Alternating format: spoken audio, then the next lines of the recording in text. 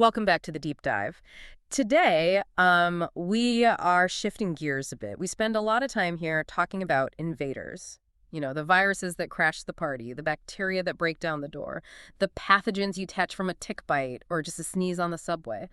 But today, I want to look at something entirely different. I want to look at the silent majority. I think that's a really good way to frame it, actually. Because if we were looking at the sheer numbers, the so-called invaders we usually worry about are basically a rounding error. Right. I was reading through the source material, specifically the intro to Murray's chapter 31, and the stats are honestly kind of unsettling. They really are. If you look at the mucosal surfaces of the human body, so the mouth, the gut, the female genital, tracked these organisms we are discussing today outnumber the aerobic bacteria by a factor of 1,000 to 1. It is a staggering ratio, 1,000 to 1. And honestly, in the colon, it can be even higher than that. So just statistically speaking, if I take a swab of my own gut or just think about the biomass inside me right now, I am mostly looking at these guys. You are. You are looking at an empire of non-spore-forming anaerobes. And that is the key distinction for today's deep dive. We aren't talking about the spore formers. Right, into Clostridia. Exactly. That is a whole different dramatic saga with tetanus and botulism. We'll save that for another time. Today, we are talking about the organisms that live inside you right now, quietly doing their jobs. They help digest food. They train your immune system. Until they move. Until they move. I mean, that sounds like a tagline for a horror movie. It does. But that's really the core theme of this deep dive, isn't it? We are mapping this hidden empire. These are peaceful neighbors that turn into incredibly violent opportunists the moment they get displaced from their natural home. Exactly. This is the story of endogenous infection. You aren't catching this from someone else. You're catching it from yourself. And to really understand it, we have to pull apart a few myths, specifically about oxygen. And then we need to look at how these bacteria manage to coordinate what is essentially a biological heist. Yeah. A biological heist? I love that. We are definitely going to get to the synergy model, which absolutely sounds like a bank robbery plan in just a bit. But first, let's clear the air. Literally. Let's do it. When I hear the word anaerobe, I have this cartoon image in my head. I picture a bacterium that takes one single breath of fresh air and just explodes like a vampire stepping into sunlight. That is the oxygen myth. And it is probably the single most common misconception that students have when they study this. So it's not true. Well, it is true for a very, very small minority of bacteria. We call those strict or obligate anaerobes in the extreme sense. But for the clinically significant bugs we're discussing today, the ones that actually cause human disease, it is largely false. You really have to think of aerotolerance as a spectrum. Okay, walk me through that spectrum, because the text makes a massive deal about this distinction. Right. So, strictly speaking, an anaerobe is defined as a bacterium that requires a reduced oxygen tension for growth. If you put it on a standard petri dish in a room with normal air, it won't grow. That is the literal definition. It fails to replicate. It won't grow, but does it die? That is the million-dollar question right there. Yeah. Many of the pathogens we are going to meet today, specifically the Bacteroides fragilis group, are what we call moderately obligate anaerobes. They have a shield. It's a shield against the oxygen. Chemical armor, essentially. They produce specific enzymes, mainly superoxide dismutase, which we usually just call SOD, and catalase. Oh, I remember these from basic biochemistry. These are the enzymes that clean up free radicals. Exactly. Oxygen is inherently toxic because its metabolism creates free radicals. You get superoxide, anions, hydrogen peroxide, all these things that just tear up bacterial DNA and proteins.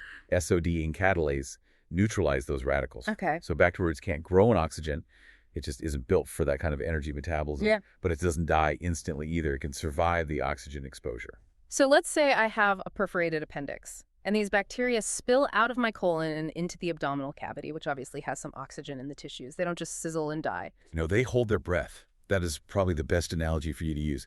They hold their breath and survive the transit from the gut through that oxygenated tissue until they find a nice, dark, necrotic pocket where the oxygen is low enough for them to start multiplying again. Wow. That makes them significantly more dangerous than the vampire version. Oh, much more. If they died instantly upon touching oxygenated tissue, surgical infections would be a whole lot rarer. But because they have this aerotolerance, this chemical shield, they survive the journey to the new site. Okay, so we've established they can survive the journey. Now let's talk about where they are going and how they operate. We have a clear roadmap for this deep dive. We are going to break this empire down into 3 main families. Right. We have the gram-positive cocci, which I like to call the background chorus, then the gram-positive rods, which includes some very strange characters like actinomyces, and finally the heavy hitters, the gram-negative rods dominated by Bacteroides. And then we will wrap up with how to actually kill them, which is a lot harder than it sounds. But before we meet the specific families, I want to go back to that heist concept you mentioned earlier, the synergy model. This is something the supplementary text integrates really well, and the main source alludes to it constantly. The synergy model is crucial.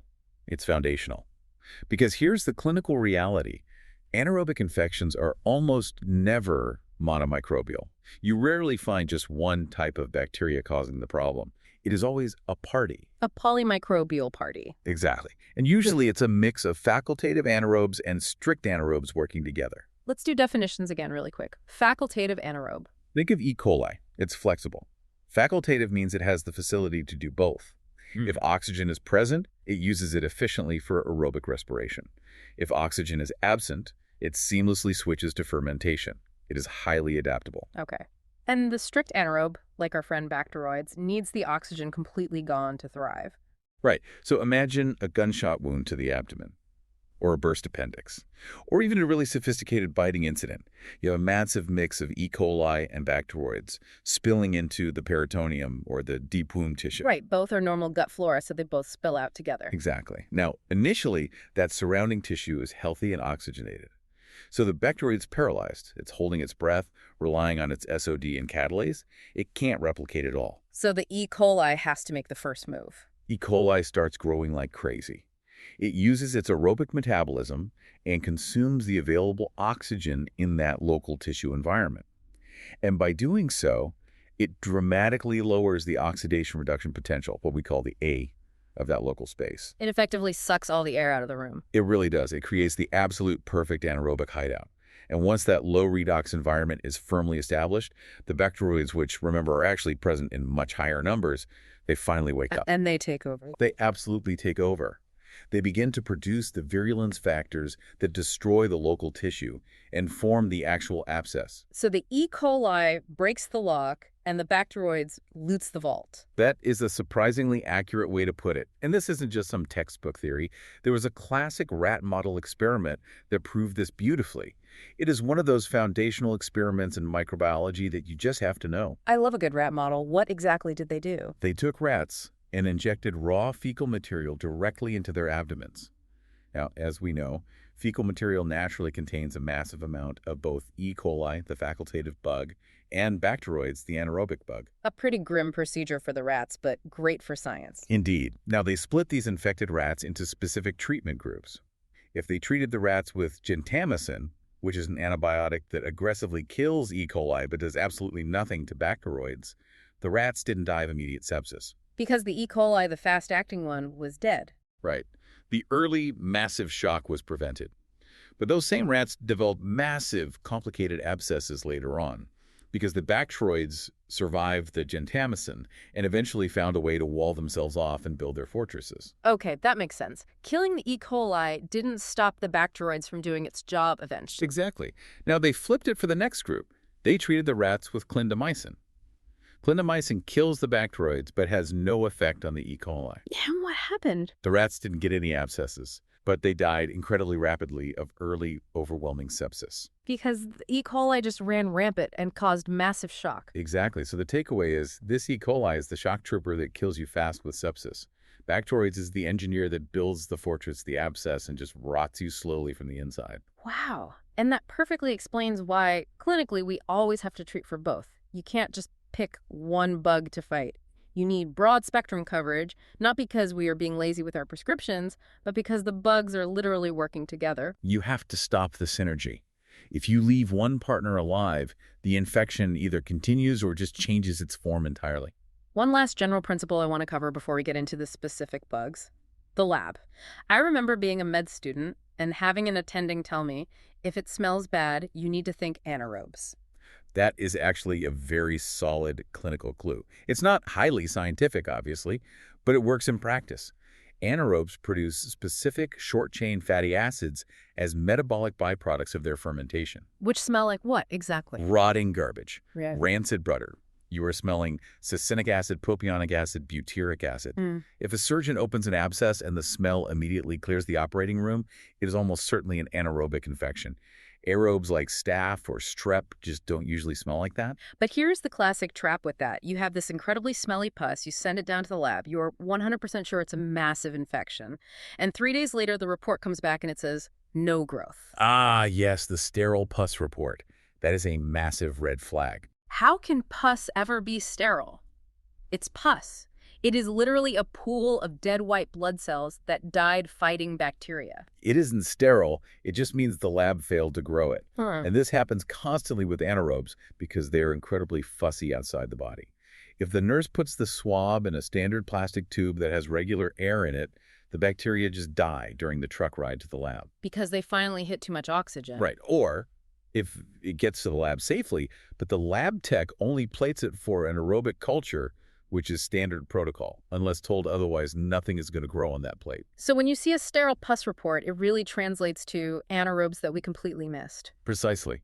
It implies a failure of transport or a failure of culture methodology, not a lack of actual bacteria. It tells you that you need to pick up the phone, call the lab, and say, hey, I strongly suspect anaerobes here. Did we use an oxygen-free transport medium? Okay, that is a great practical tip. Let's dive into our roadmap now. We've got the lay of the land. Now let's meet the actual residents of this hidden empire. Group 1, the anaerobic gram-positive cocci. This group is what I like to call the background chorus of the anaerobic world.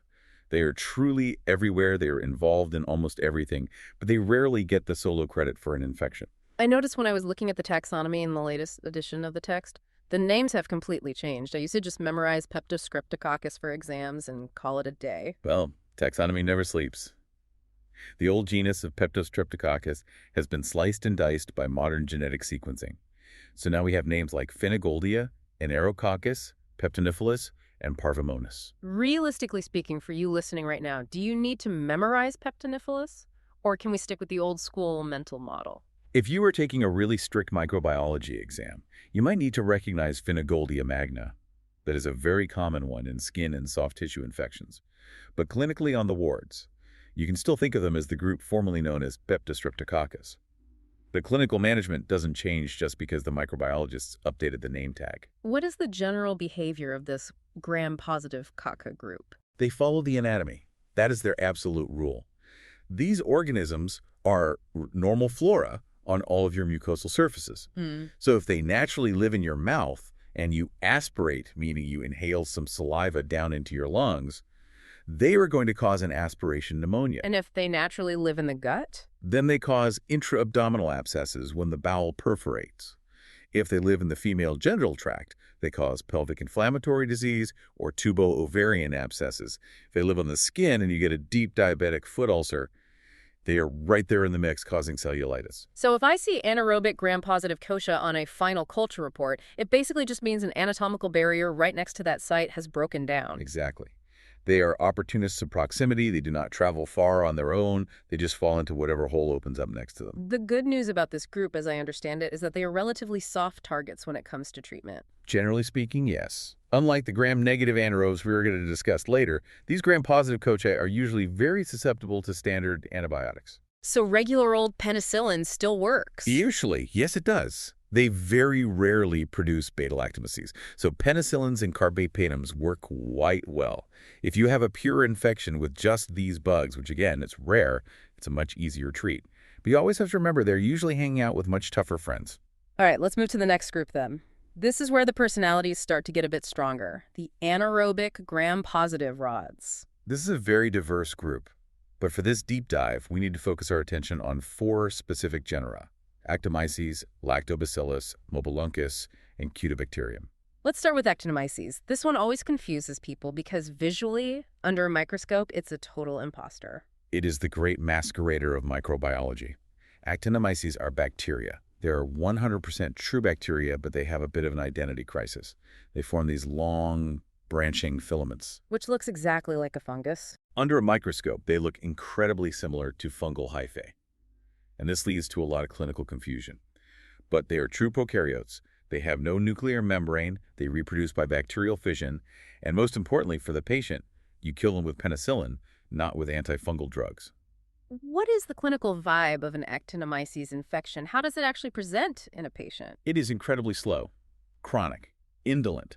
This is not an infection that appears overnight and gives you a sudden spike in fever. It burns slowly over weeks or even months. It is granulomatous. And crucially, it ignores normal tissue planes. It just slowly tunnels through muscle, through fat, even through bone. It doesn't respect any anatomical boundaries. And the classic presentation for this is something called lumpy jaw. Right, cervicofacial actinomycosis. It usually starts with a patient who has really poor oral hygiene, or maybe they had a recent dental abscess or a traumatic dental extraction. The bacteria invade the soft tissue of the jaw from the mouth, and over time you get this hard, woody fibrosis developing on the face or neck. Woody, that is a very specific texture to look out for. It literally feels like a piece of wood buried under the skin. It is rock hard. And then eventually, that hard mass starts to drain. It forms these complex sinus tracts that tunnel from the deep tissue and erupt right under the surface of the skin. And this is where we see the absolute hallmark of the disease, the sulfur granules. High-yield alert for everyone listening. If you see the phrase sulfur granules on an exam question or a pathology report, the answer is actinomyces. Full stop. But we should probably clarify, these aren't actually made of real sulfur, right? It's not brimstone. Correct. There is absolutely no elemental sulfur involved in these granules. They are just called that because they are these macroscopic yellow or orange clumps that drain out of the sinus tracts. To the naked eye, they look exactly like little grains of yellow sand or sulfur. What are they actually made of then? If you take one of those little yellow grains and crush it on a microscope slide, you will see it is actually a dense mass of those branching bacterial filaments, all bound tightly together by human calcium phosphate. So it's essentially a calcified hairball of bacteria. That is exactly what it is. But it is entirely pathognomonic. If you see a sulfur granule, you know the diagnosis immediately. There is another really important clinical association with actinomyces that both of our text sources flag. It involves women's health. The IUD connection. Pelvic actinomycosis is very strongly associated with the long-term use of intrauterine devices. How long are we talking? Usually years. Yeah. If a woman has had an IUD in place for a long time and presents to the clinic with a slow-growing pelvic mass or a complex tubo-ovarian abscess, you absolutely have to keep actinomyces at the top of your differential diagnosis. How do we actually treat this? You mentioned it creates this woody, fibrotic mass. That sounds like a physical fortress that drugs would have a really hard time penetrating. It is a massive fortress. The treatment anchor here is time. You need extensive surgical drainage, of course, to clear out the bulk of the dead tissue, but the antibiotic course is exceptionally prolonged compared to normal infections. We are talking about high-dose penicillin for 6 to 12 full months. A completely full year of continuous antibiotics. Yes. It genuinely takes that long for the drug to slowly penetrate that dense fibrotic scar tissue and fully eradicate every last organism. If you get impatient and stop the antibiotics early, it just slowly comes back. It is incredibly stubborn. All right, let's look at the next gram-positive rod, lactobacillus. Now, I have to say, I feel a bit betrayed here. Lactobacillus is supposed to be the good guy. It's in my yogurt. It's the primary defender of the vaginal pH. And 99.9% of the time, it is the absolute hero of the microbiome. In the vagina, for example, it constantly produces lactic acid. Yeah. It keeps the local pH very low, very acidic, which directly prevents aggressive pathogens like Candida or Gardnerella from taking over and causing infections. But in medicine, there is always an exception. Always. When does the hero become the villain? It's rare, but we see it in three main clinical scenarios. One is transient bacteremia right after childbirth. Another is in severely immunocompromised patients. But the third one, the one that constantly traps students on board exams, is endocarditis. Heart valve infection. Yes, and here is why it's such a dangerous trap. Imagine you have a patient with endocarditis.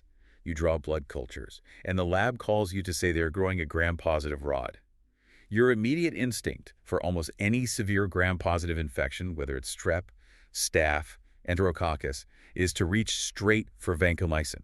Vancomycin is the big gun for gram-positives. Right. MRSA, resistant strep, all of those bad actors die to vanco. But lactobacillus is intrinsically resistant to vancomycin. Oh, that is dirty. It is a classic high-yield board question setup. The prompt will say, patient has a gram-positive rod in the blood, and the infection is growing despite days of vancomycin therapy. Yeah. You have to recognize that pattern and switch gears. You actually need to use high-dose penicillin combined with an aminoglycoside to kill it. Okay, I have that filed away permanently. Lactobacillus equals vanco-resistant gram-positive rod. Let's move to the third rod on our list, Mobiluncus. The name of this one actually tells you exactly what it looks like under the microscope. Mobile means mocal, it moves around. And uncicus means hook, so it's a curved motile rod. It looks like a little swimming hook. And where exactly do we find this hooked rod? We find it in bacterial vaginosis, or BV. It is a key part of that ecological dysbiosis we just touched on. When the numbers of the good lactobacillus drop for whatever reason, the vaginal pH starts to go up. It becomes less acidic. And that allows organisms like Mobiluncus and Gardnerella to rapidly take over the space. This directly connects to the clue cells and that classic fishy odor, right? Exactly. The supplementary text links Mobiluncus specifically to the enzymatic breakdown of local proteins into volatile amines. And those amines are what create that very characteristic fishy odor of BV. And the clue cells? Clue cells are simply normal vaginal squamous epithelial cells that have become so completely covered in adherent bacteria, including Mobiluncus, that their normally sharp edges look totally stippled, fuzzy, or obscured under the microscope. Got it. Finally, to round out the gram-positive rods, we have Fusobacterium, or as I still instinctively want to call it, Propionibacterium. Fusobacterium acnes. Yes, the artist formerly known as Propionibacterium acnes. As the new name Fusobacterium suggests, it lives natively on the skin, the cutis. Specifically, it lives deep down inside the sebaceous follicles. And it causes acne. I mean, that's its main claim to fame. Right. It naturally produces lipases. These enzymes split free fatty acids off from the complex lipids that make up your sebum. Those free fatty acids are highly irritating to the surrounding tissue. They trigger a massive local inflammatory response, and boom, you have a pimple. But for this deep dive, we don't just care about teenage acne. We care about the sleeper infection. This is a literal nightmare scenario for orthopedic and neurosurgeons. Imagine you are a neurosurgeon putting in a ventriculoperitoneal shunt, a VP shunt, to drain excess spinal fluid from a patient's brain down into their abdomen. Or you are an orthopedic surgeon replacing a worn-out shoulder joint with a metal prosthetic. You are operating in a perfectly clean, sterile field. Exactly. But remember, Fusobacterium lives deep inside the hair follicles, not just superficially on the surface of the skin. Sometimes, despite the most rigorous surgical scrubbing and iodine prep, a microscopic amount of this bacteria survives and gets onto the plastic or metal implant as it goes in. And then what happens? A massive infection the next day. Nothing happens. Nothing at all. For months. Sometimes for years. Wait, years? It is an incredibly slow-growing, highly indolent organism. It just sits there and very slowly forms a dense biofilm on the surface of the plastic or metal. The patient might come back to the clinic 2 full years later complaining that their new shoulder just feels a little loose, or maybe they have a very vague, low-grade, constant headache from the shunt. And because the symptoms are so low-grade and delayed, you might not even think about an infection. Exactly. The surgeon might think it's just mechanical failure of the joint. They might think it's a sterile inflammatory response to the metal. But if you take that patient back to the OR, pull that device out and send it for culture, and this is key, you have to tell the lab to hold the culture for at least 14 days because it grows so painfully slowly, you'll eventually grow Fusobacterium. That is wild. Okay, so summarizing the gram-positive rods, actinomyces is the lumpy jaw sulfur granule time bomb. Lactobacillus is the vanco-resistant endocarditis surprise. Mobiluncus is the curved swimming hook in bacterial vaginosis.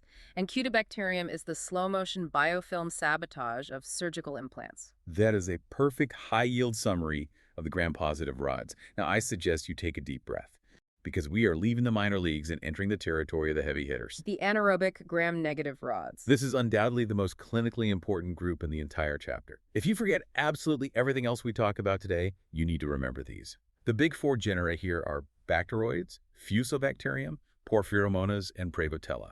And dominating this entire group, and frankly dominating this entire topic of anaerobic infections, is the MVP, Bacteroides fragilis. Bacteroides fragilis is fascinating. It presents a really interesting biological paradox. If you look at the total microbiome of a healthy human colon, B. fragilis is actually a very minor player. It makes up less than 1% of the total bacteria down there. Really? I always thought it was the most common bug in the gut. No, other Bacteroides species are far more numerically common. But B. fragilis accounts for the vast majority of actual intra-abdominal infections. It punches way above its weight class. Why is it so good at being bad? What makes it the apex predator of the gut? It has a highly specialized toolkit of virulence factors that basically make it the ultimate survivor. We already discussed its aerotolerance earlier. It has very robust superoxide, dismutase, and catalase enzymes. So when the appendix bursts, B. fragilis survives that initial shock of oxygenated tissue much better than its more common cousins. Okay, so it survives the journey out of the gut. What else is in the toolkit? Its surface structure. This is a crucial, high-yield insight that the textbook stresses. Think about most gram-negative bacteria. They have LPS, lipopolysaccharide, built into their outer cell wall.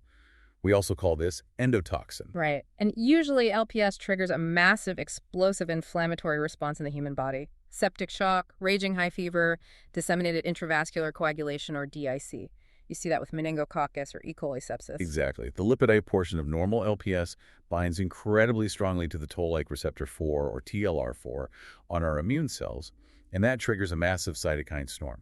But Bacteroides is completely different. How so? The lipid A portion of the Bacteroides LPS is structurally modified. Specifically, it lacks the standard phosphate groups. And what does that structural change actually mean for the patient?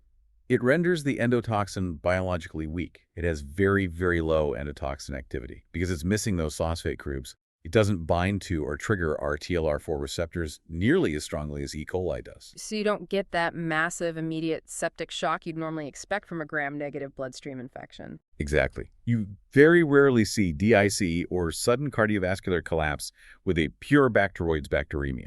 It's much stealthier. It just flies right under the radar of our early warning cytokine system. That is devious. But it does cause massive localized damage. It causes abscesses. That's its signature clinical move. That is its absolute superpower. And the tool it uses to do that is virulence factor number 1, the polysaccharide capsule. The supplementary text mentions something wild about this capsule. It says the capsule alone, just by itself, can cause an abscess to form. Yes, it is one of the most fascinating pieces of immunology in this whole topic. If you extract the capsule from B. fragilis, so you have absolutely no live bacteria, no toxins, just a purified sugar coating, and you inject that pure sugar into the abdomen of a rat, the rat will physically form a completely sterile abscess around it. How is that even physiologically possible? Sugars don't normally do that. Because the B. fragilis capsule is zwitterionic. Sweater what? Zwitterionic. It means the physical polysaccharide motif has both positive and negative electrical charges on it simultaneously. This is incredibly rare for a sugar molecule. Usually, our immune system needs to see a complex protein peptide to activate T cells. Right. Sugars usually only trigger a weak T-cell independent B-cell response. Exactly. But this unique alternating charge structure of the zwitterionic capsule allows it to directly activate CD4 T cells. And those T cells stimulate the specific, intense immune response that leads to fibrin deposition and walling off. It essentially tricks the human immune system into building a fortified physical castle around the bacteria. So it manipulates our own white blood cells to build a safe house. That is exactly what it does. Right. And once the bacteria are safely inside the core of that thick fibrotic abscess, they are protected from our roaming antibodies, and they're protected from many of our intravenous antibiotics. Unbelievable. Does B. fragilis have any actual offensive weapons? Or is its entire strategy just stealth defense and fortress construction? It does have a specific offensive weapon. It's called the B. fragilis toxin, or simply BFT. It is a heat-label zinc metalloprotease. What does that do? When it's in the gut, this toxin targets the epithelial cells lining the intestines. It biochemically rearranges the F-actin cytoskeleton inside those cells. So it destroys the structural scaffolding of the gut lining. Right. The cells lose their rigid shape, the tight junctions between the cells break open, and massive amounts of fluid leak out into the gut lumen. This leads directly to a very significant watery diarrhea. So to summarize B. fragilis, it's the complete pathogenic package. It survives the toxic oxygen, it avoids triggering sudden septic shock, it forces your body to build an impenetrable fortress, and it can cause massive fluid loss. And, which is crucial for how we treat it later, it is highly resistant to standard antibiotics.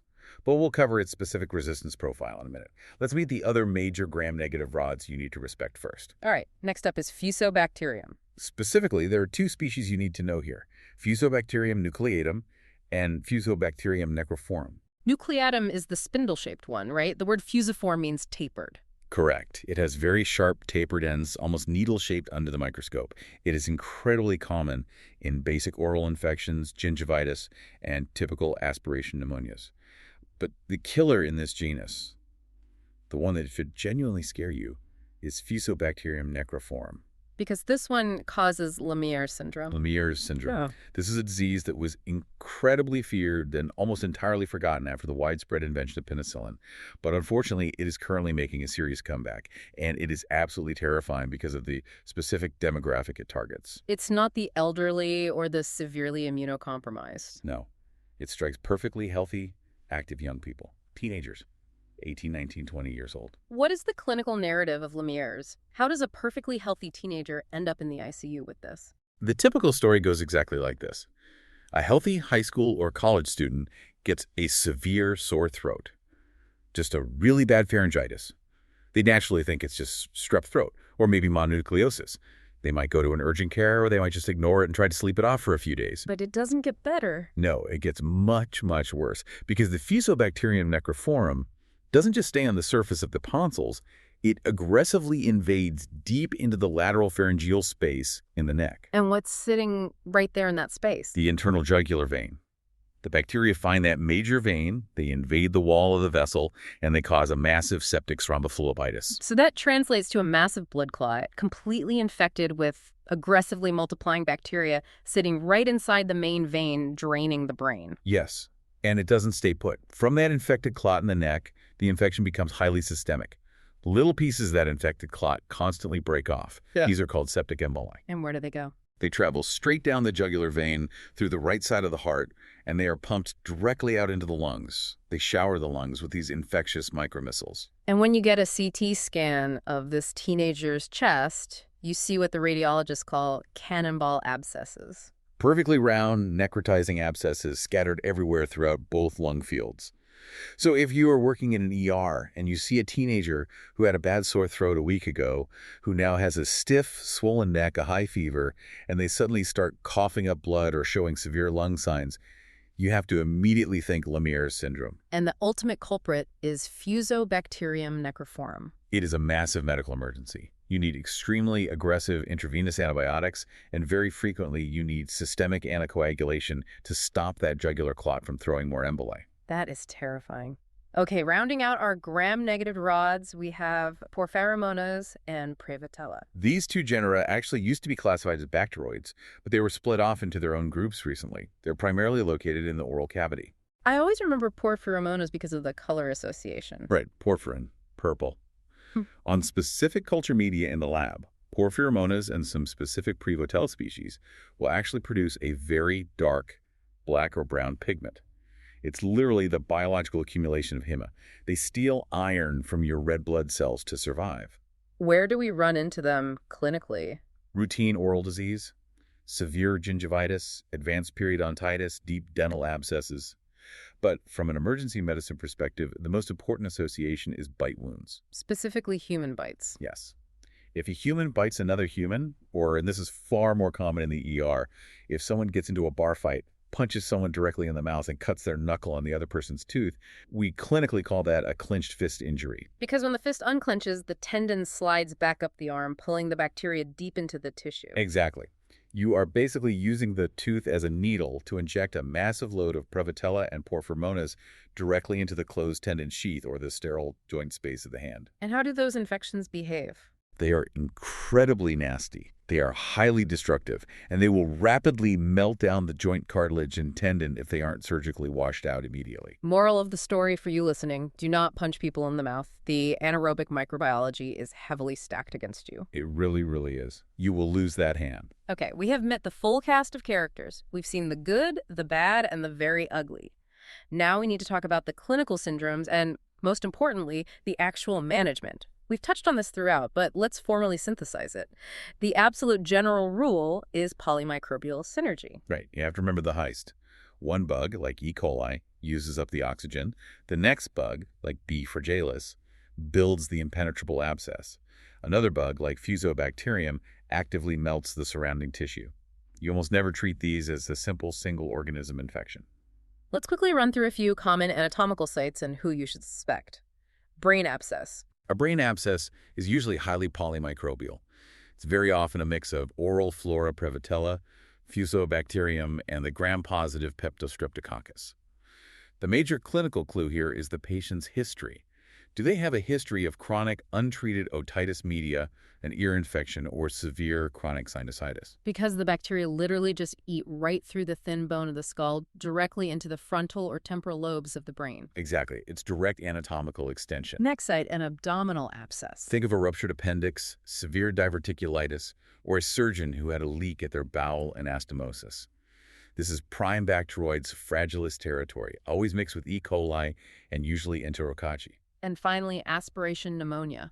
This is your patient who passes out maybe from severe alcohol intoxication, a massive seizure, or general anesthesia, and they accidentally inhale their own oral secretions deep into their lungs. The right lower lobe is the classic site. This is going to be a heavy mix of whatever was in their mouth. Oral anaerobes like Prevotella, Fusobacterium, and those gram-positive cocci. Now, let's get to management. We have two main pillars here when treating these deep anaerobic infections. And honestly, the first pillar is arguably way more important than whatever drugs you choose to give. Pillar 1 is source control. This is absolutely non-negotiable in anaerobic medicine. Yeah. You cannot, under any circumstances, cure a mature anaerobic abscess with IV antibiotics alone. Why not? We have incredibly powerful broad-spectrum drugs now. Why can't we just nuke it from orbit? Because a mature abscess is a highly specialized physiological fortress. First of all, it has virtually zero internal blood supply. There are no capillaries running through the center of a pocket of pus, so the IV drug literally has no physical delivery route to get to the center of the infection. The delivery truck literally cannot drive to the house. Exactly. Second, the biochemical environment inside that abscess is incredibly hostile to drugs. The pH is very low, it's highly acidic. That low pH completely inactivates certain classes of antibiotics, like the aminoglycosides. They just don't work in acid. Right. Third, there is the sheer numerical volume of bacteria. We call this the inoculum effect. There are simply too many billions of bacterial cells in that pus for your standard dose of antibiotic molecules to bind to. The drug gets completely overwhelmed. It's just a numbers game at that point. And finally, as we mentioned earlier with Bacteroides, the bacteria sitting right in the necrotic center of the abscess aren't actively dividing. They're just dormant, waiting. Many of our best antibiotics, like the beta-lactams, only kill bacteria when they're actively trying to build a new cell wall during division. If they aren't dividing, the drug just floats right by them. So if drugs can't do it alone, what do you have to do? You have to physically drain the pus. As the old, slightly graphic surgical saying goes, never let the sun set on undrained pus. If there's a defined abscess on the CT scan, you have to get an interventional radiologist to stick a large needle in it, or you have to get a surgeon to cut it wide open and wash it out. Source control. Now let's talk about pillar 2, the antibiotics. This is where the prescribing gets tricky. We can't just blindly throw penicillin at everything anymore. Well, for the anaerobic gram-positive cocci, and for that actinomyces lumpy jaw, standard penicillin is still actually a great drug. But the gram-negative rods, specifically our MVP, Bacteroides fragilis, are the real problem for the pharmacist. Because of the beta-lactamase enzyme. Right. B. fragilis almost universally produces a very potent beta-lactamase. This is an enzyme that acts like biological scissors, cutting open the core beta-lactam ring of the antibiotic, rendering it totally useless. So standard penicillin G is completely useless against bacteroids. Ampicillin is useless. So what weapons do we actually have left for the abdomen? We have a few really heavy hitters. First and foremost, you need to know metronidazole. Brand name Flagyl. Yes, metronidazole is the absolute nuke for strict anaerobes. It is incredibly effective against bacteroids and the other gram-negative anaerobes. It works by creating free radicals inside the bacterial cell that cause catastrophic DNA strand breakage. It literally shreds their DNA. Exactly. Metronidazole is almost always the drug of choice for treating deep anaerobic infections below the diaphragm, so anywhere in the belly or the pelvis. Why do you specify below the diaphragm? Is there a different rule for above the diaphragm? Historically, yes. For decades, we used a drug called clindamycin for anaerobic infections above the diaphragm, so lung abscesses, deep neck space infections, severe dental infections. Clindamycin was the absolute gold standard there. You said was, past tense. Unfortunately, yes. Clinical resistance is rising incredibly fast. Bacteroides resistance to clindamycin is now up to 25% or even higher in many geographical areas. So infectious disease doctors are getting very, very wary of using clindamycin as monotherapy for serious, life-threatening infections now. It's just too risky. So metronidazole is the undisputed king for the belly. What are our Alonra options if the patient can't take that? You can use the carbapenems. Drugs like imipenem or meropenem, these are essentially the atomic bombs of the hospital pharmacy. They have incredibly broad coverage. They kill the gram-positive aerobes, the gram-negative aerobes, and the strict anaerobes. They cover almost everything. They probably don't want to use the atomic bomb for every single ruptured appendix, right, to protect against resistance. Exactly. So the most common clinical approach is to use the beta-lactam combined with a beta-lactamase inhibitor. Things like piperacillin tazobactam, brand name Zosyn, or amoxicillin clavulanate augmentin. Remind me how those combination drugs actually work in this scenario. It's a very clever chemical trick. The inhibitor part, the tazobactam or the clavulanate, essentially acts as a chemical bodyguard. It deliberately sacrifices itself. It permanently binds to the bacterial beta-lactamase enzyme and clogs it up. So the scissors are jammed? Right. And because the bacterial scissors are jammed, the actual active antibiotic, the piperacillin or the amoxicillin, is totally free to do its job, bind to the cell wall, and kill the bacteroides. So putting it all together, if I come into the ER with a severely ruptured appendix, I am definitely going to the OR to get surgically drained for source control. And I'm probably getting put on IV metronidazole to kill the bacteroids, plus maybe some ceftriaxone for the E. coli. Or the surgeon might just use piperacillin tazobactam to broadly cover both sides of the synergy equation at once. That is exactly right. Broad, comprehensive coverage of both the aerobes and the anaerobes is the absolute standard of care. You cannot afford to miss either partner in the heist. Okay, we have covered a truly massive amount of ground today, from the oxygen myth, to the rat experiments, to the lumpy jaw, to the intricate switterionic biochemistry of abscesses. Now it is time to rapidly reinforce all of this with some high-yield recall. This is the SBA section, single best answer, perfect for board prep. Exactly. I'm going to give you, the listener, a very short clinical snapshot. I want you to try to guess the specific organism before our expert breaks down the answer. Ready? Scenario 1. Let's do it. You have a patient presenting with a rock-hard, painless swelling right on their jawline. They say it's been slowly growing there for months. Recently, it started draining pus that has visible, tiny yellow specks in it. The lab does a gram stain and reports seeing branching gram-positive rods. Take a second to think about the organism. That is actinomyces. And the exact reasons why the lumpy jaw presentation, which is cervicofacial actinomycosis, the very chronic indolent timeline, the branching gram-positive rods on the stain, and most importantly, the massive giveaway, the sulfur granules, those yellow specks. Perfect. Scenario 2. A general surgeon is repairing a ruptured appendix in a patient. 2 weeks later, the patient develops a walled-off intra-abdominal abscess. Which specific bacterial virulence factor is primarily responsible for the actual physical formation of this abscess? Take a second. The answer is the polysaccharide capsule of Bacteroides fragilis. While the E. coli might have caused the initial early sepsis, the B. fragilis capsule is incredibly unique in its ability to directly induce abscess formation. Remember, it does this because of its alternating zwitterionic charge, which directly stimulates the CD4 T cells. Scenario 3. A patient with a known history of heart valve damage has some expensive dental work done. A few weeks later, they unfortunately develop bacterial endocarditis. The blood cultures grow a gram-positive rod. However, the lab immediately calls to report that the organism is completely resistant to vancomycin. Take a second. That is lactobacillus. Most gram-positive rods, like Corynebacterium or Listeria, and almost all gram-positive cocci, are highly sensitive to vancomycin. Seeing unexpected vancomycin resistance in a gram-positive rod is the absolute classic red flag for lactobacillus endocarditis on an exam. Scenario 4. A 19-year-old male college student presents to the ER with a high fever, a very severe sore throat, and intense pain and swelling on the side of his neck. A chest x-ray is ordered, and it shows multiple perfectly round densities scattered throughout both of his lungs. Take a second. That is Fusobacterium necroform. This is the classic, terrifying presentation of Lemierre's syndrome. The initial pharyngitis leads directly to a septic thrombophlebitis of the internal jugular vein in the neck. That infected clot then throws septic emboli continuously to the lungs, creating those round cannonball abscesses on the X-ray. Scenario 5. A patient had a ventriculoperitoneal, or VP, shunt placed for hydrocephalus 3 full years ago. They now present to the clinic with a very subtle, low-grade headache and a mild fever. Cultures of the cerebrospinal fluid drawn from the shunt grow a gram-positive rod, but only after 5 days of prolonged incubation. Take a second. That is Cutibacterium acnes, formerly known as Propionibacterium. This is the ultimate sleeper agent. It is a normal skin commensal that microscopically contaminates the plastic device during the initial surgery, but it grows so incredibly slowly in its biofilm that the actual clinical symptoms can be delayed for months or even years. Scenario 6. Why does massive bloodstream sepsis caused by Bacteroides fragilis, rarely present with the immediate overwhelming shock and DIC that is so classically seen in E. coli sepsis, even though both organisms are gram-negative? Take a second. Because of its modified lipid A structure. Normal gram-negative endotoxin triggers massive shock, but the Bacteroides lipopolysaccharide lacks crucial phosphate groups on its lipid A component.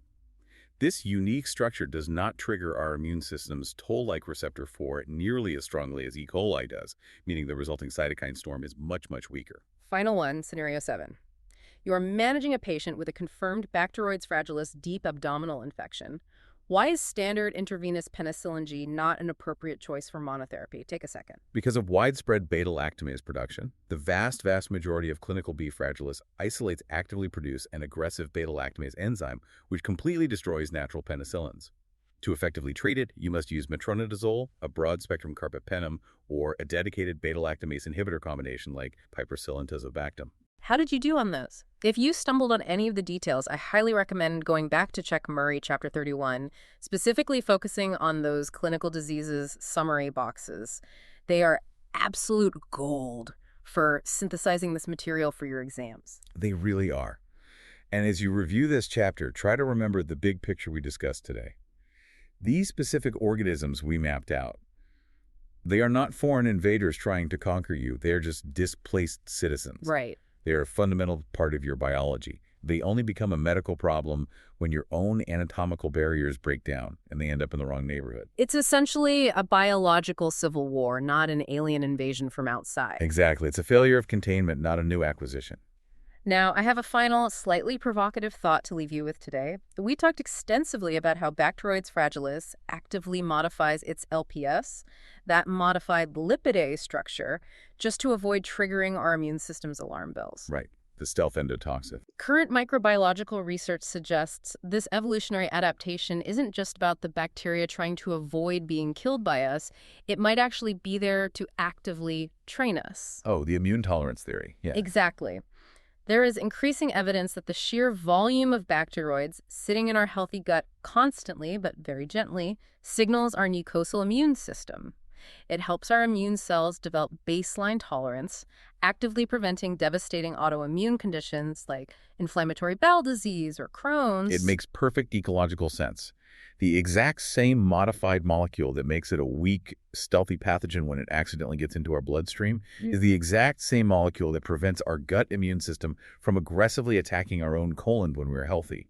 It is an incredibly fine evolutionary line between friend and foe. Definitely something fascinating to mull over while you review your notes. Next time on the deep dive, we're staying deep in the anaerobic world, but things are going to get significantly tougher and a lot more dangerous. Yes, we are moving on to the spore formers, the Clostridia. We will be breaking down tetanus, botulism, gas gangrene, and the infamous C. diff. Things are about to get very explosive. You definitely won't want to miss that one. See y'all then. Goodbye, and good luck with your studying.